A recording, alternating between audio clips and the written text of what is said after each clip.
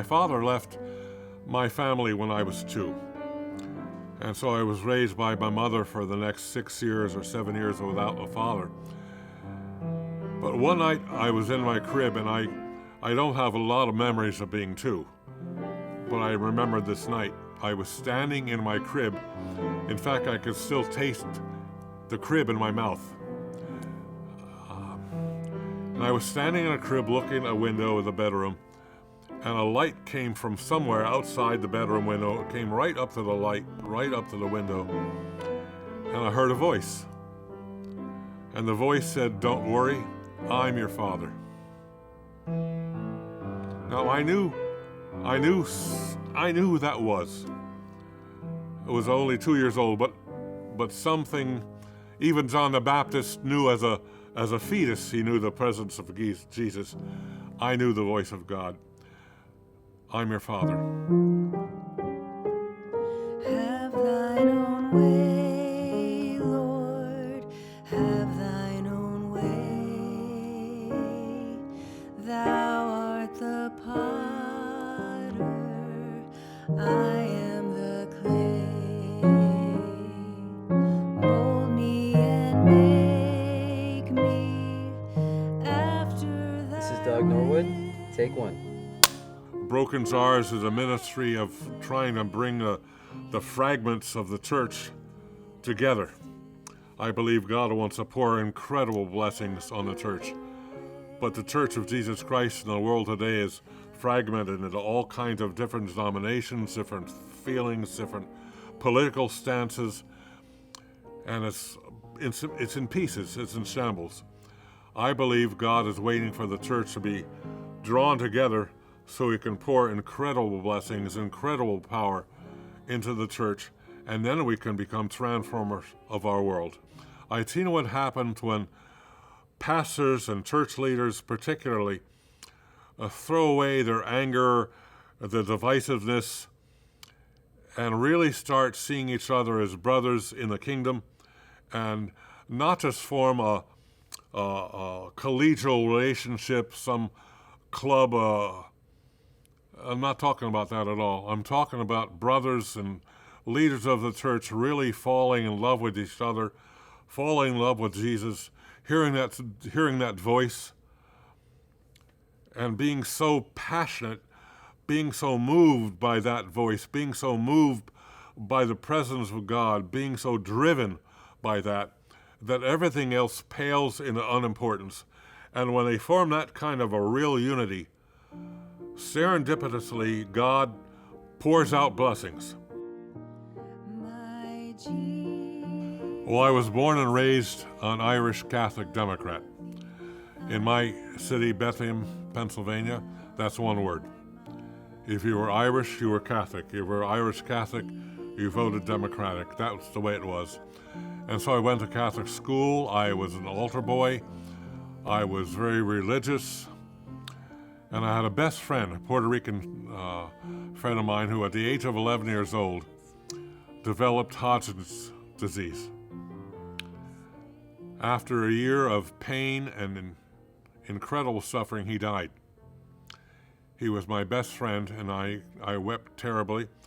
And I grew in my grief, I grew in anger, I grew in rage at God. How could a good God allow something so terrible to happen? And the priest told me it was a sin to ask that kind of a question. So hope this gets on camera. I went to the priest. I told him, you can do that with your sin. I don't have anything to do with that kind of a God. I don't have anything to do with a church that worships that kind of a God. As I stormed out of church, I was a confirmed atheist in an instant because of rage, anger, and grief all swelled up inside me. I lived that way for a little over 10 years. Finally, a Moravian pastor asked me, "You've tried everything else, well, why don't you try Jesus?" And I said, I used to be a member of a church. He said, not talking about church. Just try Jesus. Ask Jesus, are you real and do you love me? when I prayed that prayer, when I prayed the sinner's prayer, as people would call it, and invited Jesus into my heart, immediately after I prayed that prayer, I heard a voice. Remember me.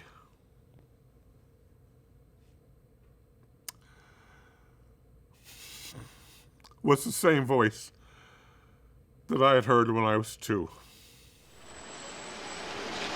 Even the way people drive reflects the diversity. Before I was invited to go to Suriname, I had no idea it even existed. Somebody said, do you want to go to Suriname? And I never heard of the place. I thought Suriname, Vietnam, they're all part of the same Nam countries. But I went to this beautiful little country in South America, used to be called Dutch Guyana, but they were spiritually really hungry. Until about 10 or 15 years ago, Suriname was maybe 3 to 4% Christian. If you ask most Christians in Suriname, do you believe in God? They would say, yes, there's a God. Yes, they believe there is a God. They believe in heaven. They believe in the Bible. They believe in the New Testament. But it has no impact in their lives. And that creates a hunger. Just like that God-shaped hole in my heart for 10 years, whole cultures can have that God-shaped hole. And that's what I experienced in Suriname.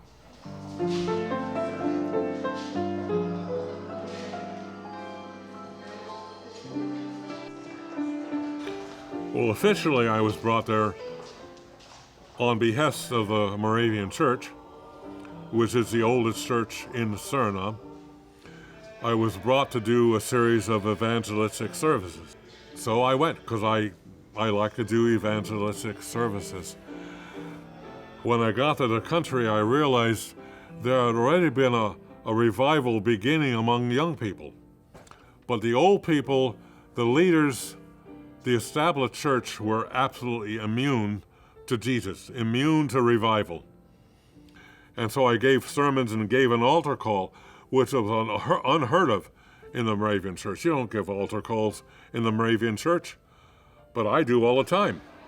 They got mad at me and walked out, but that's all right. It was the beginning of something else.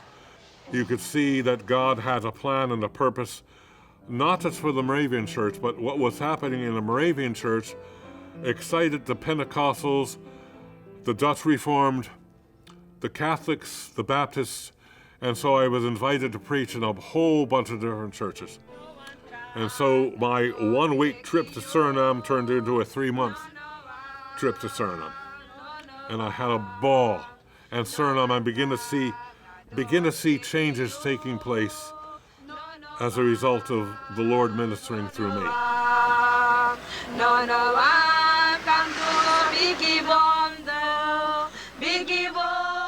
I hate to make anybody feel ashamed, but Jesus said, my sheep know my voice. It should be normative for Christians to be able to hear the voice of God, not necessarily with the ears, but you hear it, you know it, you can feel it, you experience the presence of God, and in that presence you experience His voice.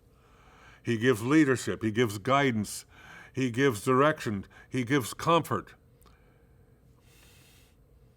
My wife died 3 years ago, brother. Let me tell you, I don't know how anybody faces death without Jesus.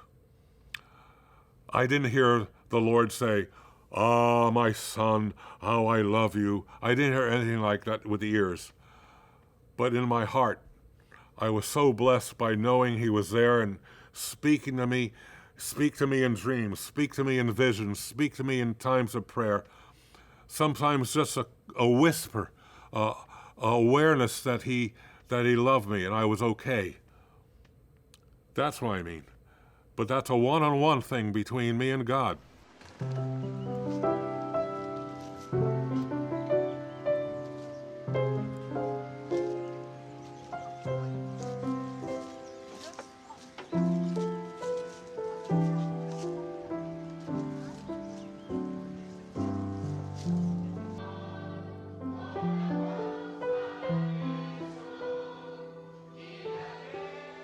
The next morning was a Saturday morning, and I was supposed to lead a seminar on how to find victory in spiritual warfare. I felt miserable physically, mentally, spiritually. I went into that group of pastors. We were going to have part A for the pastors and leaders, and then part B was for the rest of the people who were Christians to come and learn about how to find victory. And I stood up in front of the pastors that morning and I said, I don't sense any sense of victory in my life. I don't feel good. Last night was a miserable failure for us. All of our hopes for winning any Hindus at all were crushed. I don't really have anything to say to you about victory and spiritual warfare. I'm sorry, I just don't feel it. I would like to invite you to get out of your seats and just come forward and stand with me and pray. When they started to get up and get out of their seats, one of these Holy Spirit surprises happened. They began to look at each other and to confess to each other. They hadn't come up to the front. They're still standing in the church. They started confessing to each other, I have always hated you. I have never respected your ministry. These are pastors of every church in the Kerry. There's Roman Catholic, there's Baptist, Moravian, Pentecostal. They're all flavors, right? And they're confessing to each other their anger, their hatred, their jealousies. And at the same time, they start seeking forgiveness and forgiving each other. And I'm standing watching this, and I could hardly feel myself breathe because I'm realizing there's something miraculous happening here. And they fell to the ground. These pastors just fell to the ground right there. They never made it forward. They fell to the ground, and they're crying, and they're laughing, and they're hugging, and they're kissing, and they're praying with each other. I thought I was going to have a heart attack. I just couldn't, I didn't know what to feel. They stayed there for probably an hour. And then the doors of the church opened up and a whole pack of people came in for part B of what they thought was to be a seminar on spiritual warfare. And what they saw and said was all their pastors, the Catholic priest, Baptist pastor, Salvation Army pastor, Moravian, everybody hugging and kissing and crying and laughing. And these people came in and saw this, and they fell to the floor. And they were singing songs in Javanese and singing songs in Hindi, singing songs in every language available there, Dutch songs, English songs. They were like that for about 2 or 3 hours. At the end of 2 or 3 hours, one of the ladies stood up and said, we need to go out and share this with anybody who'll listen. We need to go and share this in the streets with anybody who'll listen. What's happened to us today, how God has taken us from all these different flavors of church and made us one. And so I said, well, do that. But come back at 7 o'clock and we'll have a closing prayer. At 7 o'clock, the same sister who pushed everybody out and said, just share, tell everybody who'll listen. She came back in screaming and crying. She said, Brother Doug, come out to the street and look at the fruit.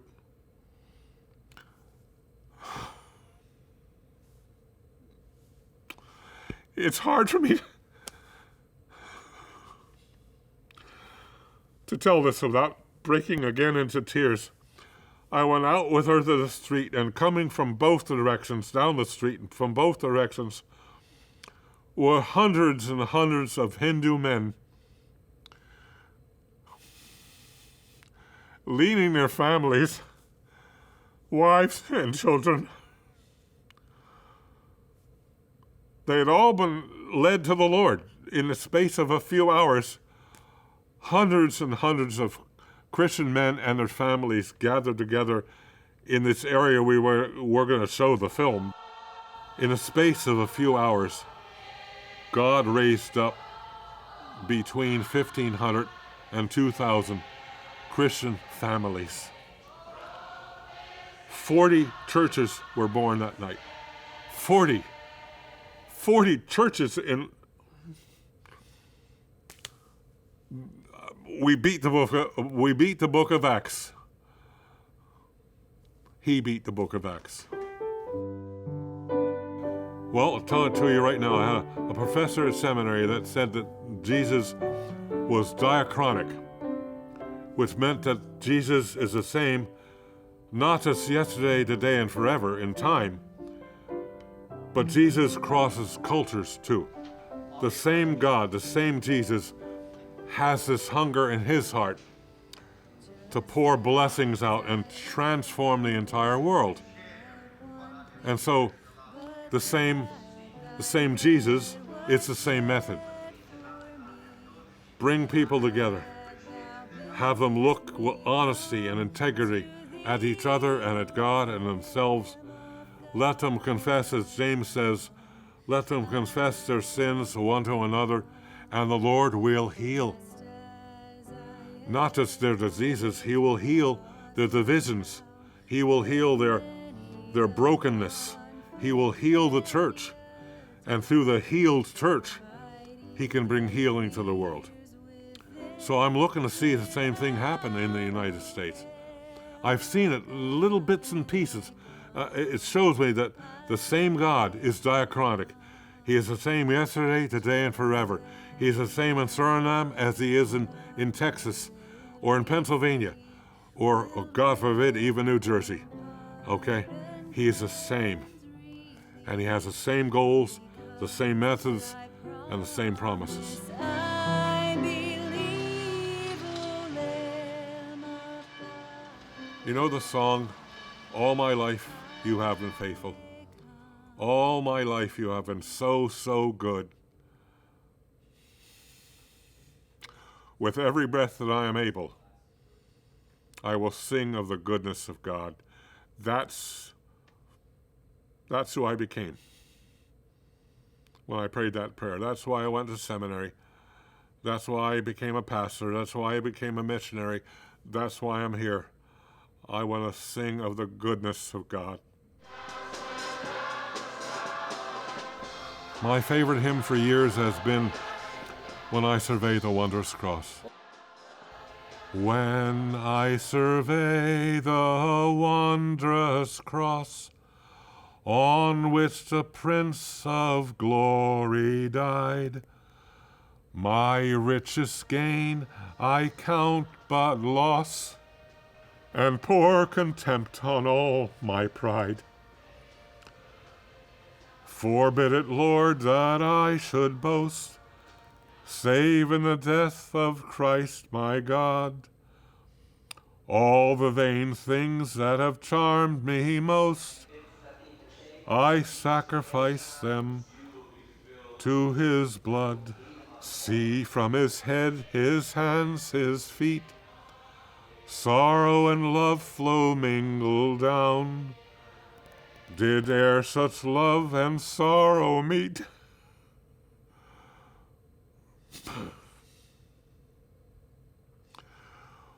Or thorns compose so rich a crown? Moravian Church. Were the whole realm of nature mine, that were a present far too small. Love so amazing, so divine,